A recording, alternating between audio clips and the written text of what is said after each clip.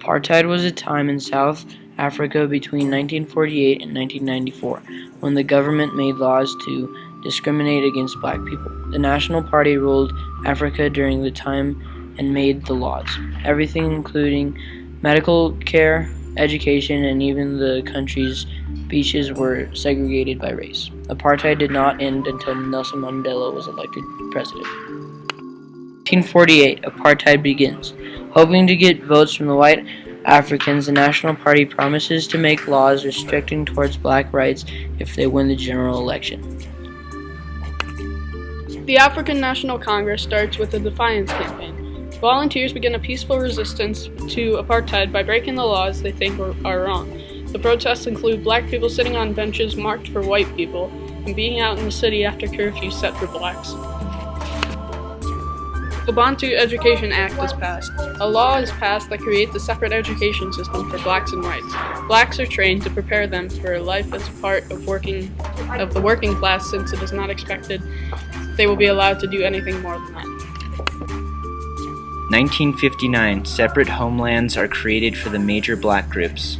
The government passes new laws to create separate homelands called Bantustans for the major black groups in the country. The government does this to stop blacks from being citizens of South Africa. 1960, 69 people are killed in the Sharpeville massacre. Apartheid requires blacks to carry passbooks which contain personal information such as name, date of birth, and photos. When protesters show up at the Sharpeville police station without their passbooks, a riot breaks out and the police kill 69 people. 1962, Nelson Mandela is arrested for treason. Mandela was the leader of Umkhonto we Sizwe, part of the African National Congress. He is arrested for his role in bombing government targets and sentenced to life in prison. 1965, Rhodesia illegally gains independence from Great Britain. Prime Minister Ian Smith announces that Rhodesia has broken away from Great Britain and the whites will control the government. Great Britain has been prepared to only grant independence if blacks were given some of the power in government. 1974, South Africa is expelled from the United Nations. Due to apartheid, South Africa is removed from the United Nations.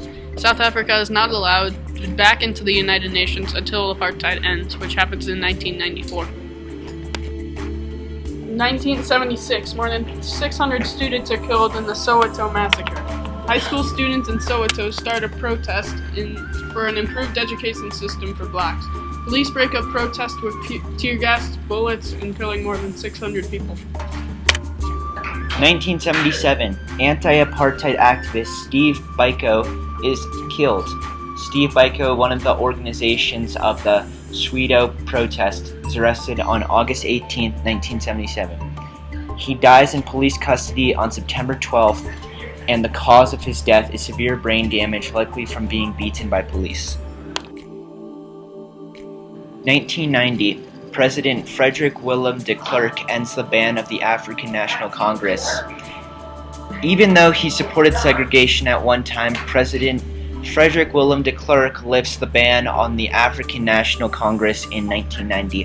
In 1993, de Klerk wins the Nobel Peace Prize with Nelson Mandela for helping end apartheid. 1990, Nelson Mandela is released from prison. After 27 years in prison, Nelson Mandela is freed from prison. Mandela thanks President de Klerk for helping set him free, but says that there is more work to be done to end apartheid.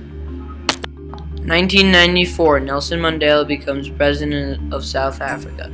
In the country's first election that allowed both whites and blacks to vote, Nelson Mandela is elected president of South Africa. He is the first black president in history of South Africa.